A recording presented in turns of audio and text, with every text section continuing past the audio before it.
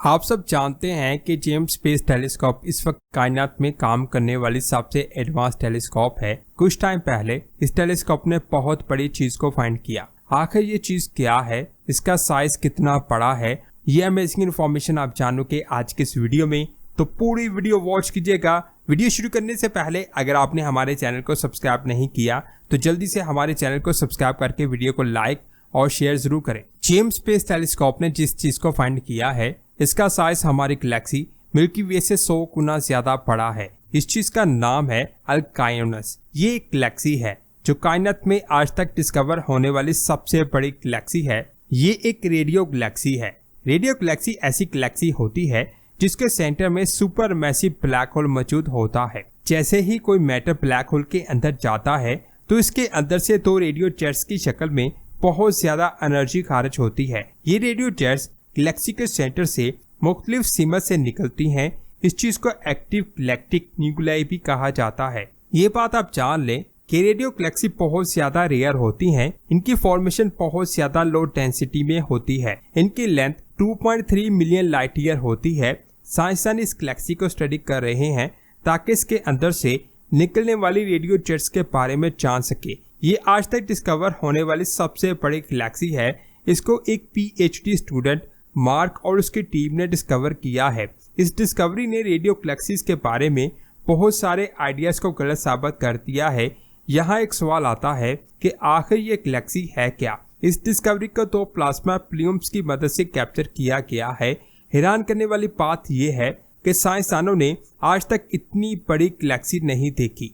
इस गैलेक्सी का साइज क्या है, इसके बारे में जानने से पहले आप ये जान लें कि साइंसदान कायनात में बड़ी चीज या किसी भी चीज के साइज को कैसे मेजर करते हैं। असल में जमीन से इन चीजों के साइज को एक पर्सपेक्टिव से कैप्चर किया जाता है जिसमें वो सिर्फ एक गैलेक्सी की लेंथ को ही जान सकते हैं। और साइंसदान हमेशा उन चीजों के साइज का लो एस्टीमेट लगाते हैं। लेकिन जब इस गैलेक्सी का लो एस्टीमेट लगाया गया तो साइंसदानों के होश उड़ गए।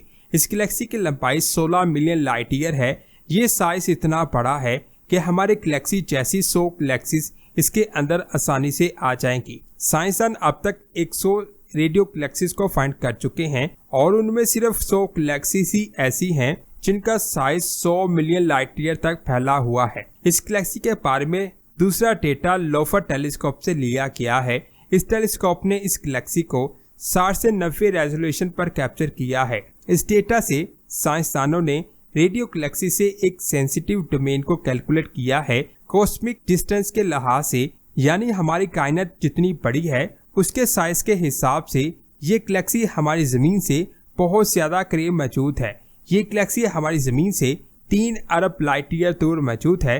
साइंसदानों ने कहा कि हमें लगता है कि जमीन से चांद हमें जितना बड़ा दिखाई देता है, ये गैलेक्सी भी साइज में उतनी बड़ी है कि जमीन से हमें ये भी चांद जितनी बड़ी दिखाई देती है।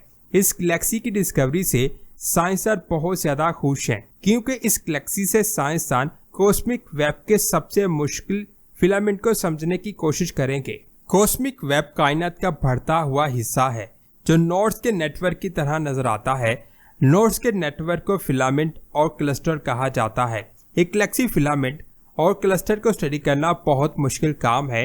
इससे भी ज्यादा मुश्किल किसी भी गैलेक्सी के सेंटर में मौजूद मीडियम को फाइंड करना है। साइंसदानों को यकीन है कि एक दिन अल्काइनोस गैलेक्सी में मौजूद मीडियम अल्लाह के हुक्म से बदल जाएगा। साइंसदान के मुताबिक इस गैलेक्सी में बहुत ज्यादा फिलामेंट है जो इस गैलेक्सी के सेंटर में मौजूद चीजों के अंदर से गुजरते हैं। ऐसा मिल्की वे गैलेक्सी के साथ भी होता है। कायनात में जो कुछ भी होता है वो अल्लाह के हुक्म से होता है। अल्लाह की मर्जी के बगैर एक पत्ता तक नहीं हिल सकता। बहुत सालों से साइंसदानों को इस बात पर यकीन है कि रेडियो गैलेक्सी के प्लूम्स की शेप और प्रेशर फिलामेंट्स की वजह से बहुत ज्यादा मुतासर होता है। इस गैलेक्सी की डिस्कवरी से पहले साइंसदानों को इसी तरह की चीज की कोई मिसाल नहीं मिलती थी। उनका कहना है कि इस गैलेक्सी के प्लूम्स इतने ज्यादा बड़े और रेयर हैं कि इनके आसपास कोई भी मीडियम अपनी ग्रेविटी की वजह से इन्हें आसानी से मोल्ड कर सकता है। यहाँ एक सवाल आता है कि अल्काइनोस गैलेक्सी का साइज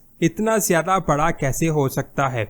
इसके बारे में कुछ साइंसदानों ने थ्योरीज दी हैं। जिन साइंसदानों ने इस गैलेक्सी को डिस्कवर किया है उसके इस बात पर यकीन है कि ये गैलेक्सी किसी बहुत बड़े ब्लैक होल की वजह से बनी है, लेकिन ये बात 100% कंफर्म नहीं है कि ये गैलेक्सी किसी ब्लैक होल की वजह से ही बनी है।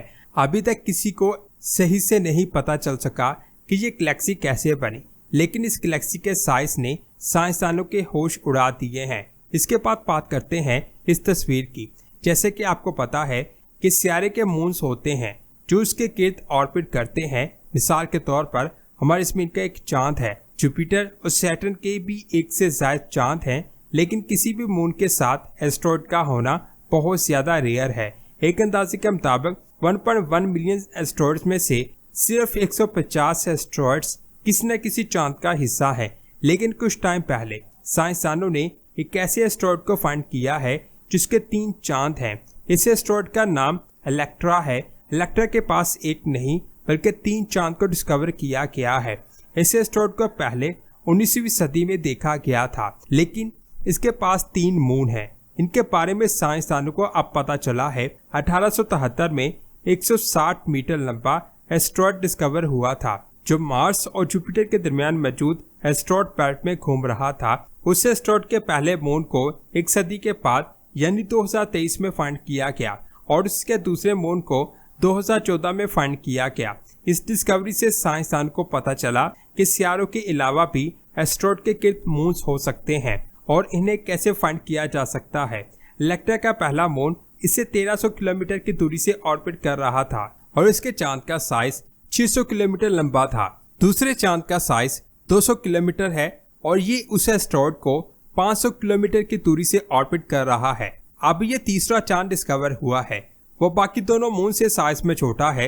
इसका साइज 1.6 किलोमीटर है। इसे फाइंड करना साइंसदानों के लिए बहुत ज्यादा मुश्किल था, क्योंकि एक तो इसका साइज बहुत छोटा है और ऊपर से ये बहुत कम रोशन है, जिसकी वजह से इसे देख पाना बहुत ज्यादा मुश्किल है।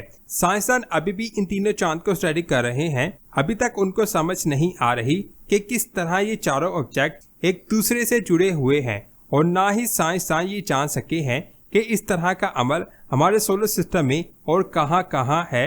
ऐसा हो सकता है ये तीनों मून उस तरह बने हों जिस तरह हमारी जमीन का चांद बना था। ये वाकई में कमाल की डिस्कवरी है। इस कायनात में हर चीज अल्लाह के हुक्म से बनती है और अल्लाह के हुक्म से तबाह होती है। अल्लाह की इस अजीम कायनात में ऐसे ऐसे राज छुपे हैं जिनको जानने के बाद दिल अल्लाह अकबर कहता है। आप भी कमेंट में अल्लाह अकबर लाजमी लिखें। इस वीडियो को लाइक और शेयर लाजमी करें। मिलते हैं एक और शानदार वीडियो में। अपना बहुत सारा ख्याल रखें। अल्लाह हाफिज।